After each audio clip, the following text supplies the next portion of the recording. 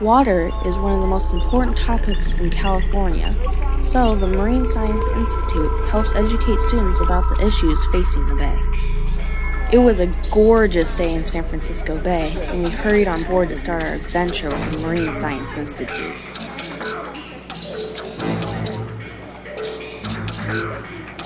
Our green screen crew invited the Aqua Team from Richmond High School to join us on board for a beautiful afternoon on the bay.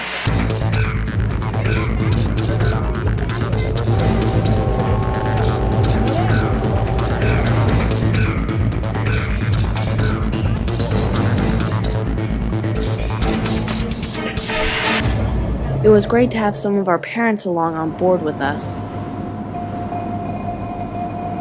We live so close to the bay, and yet there's so much we don't know about it.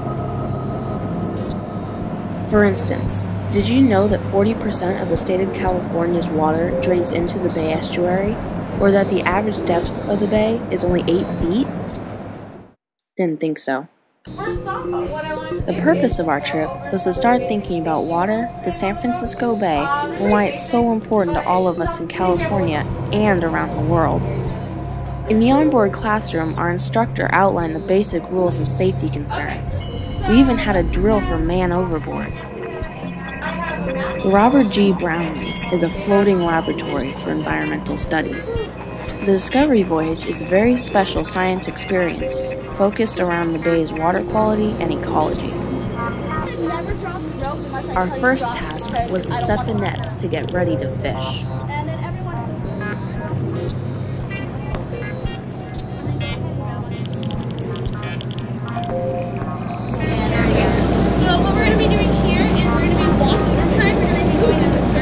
At the ichthyology station, students haul in a trawling net, calling out heave-ho.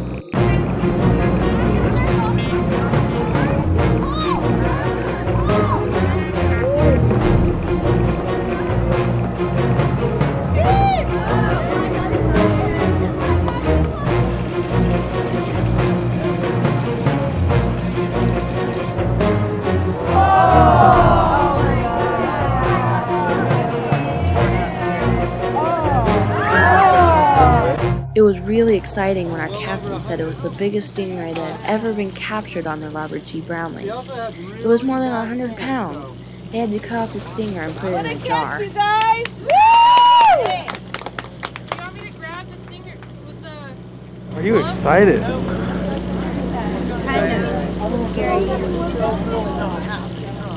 Along with the stingray, we brought in a halibut, a lot of shrimp, crabs, and other fish. So, right now what Jackson's probably going to do is get a clipper for the stinger. Stingers on the rays are kind of like your fingernails, so you can cut that off, but he'll come back. The other problem that we have with this guy is that he's just so massively big that it is going to be tricky to safely transport him overboard.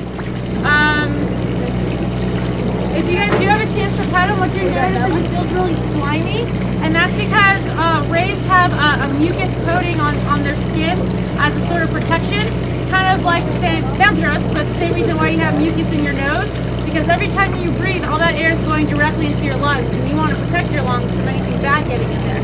Hence, it's in your nose. He's got that same thing, it's protected, so he doesn't get anything bad from it. While on board, students are so busy having fun that they don't realize how much they're actually learning.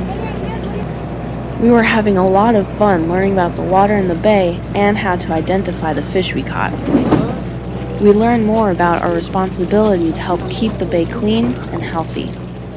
Okay, you guys back away now. Just let it go. About 4.5 to 5 feet long, how huge those teeth will be. Oh, there's nothing on this side. So there is nothing on this side. So here's the thing. How I know this is California halibut, the big key is right here. The lateral line has an arched lateral line. Right? A lot of flatfish have a straight lateral line that goes across. Let me let it. Do you know that flatfish are not born flat? When they're born just like this. They swim just like this and eyes on each side. A couple weeks after it's born, it begins to turn flat. The bottom eye is able to rotate around, and sometimes in some species of flatfish, it's able to go up and through this called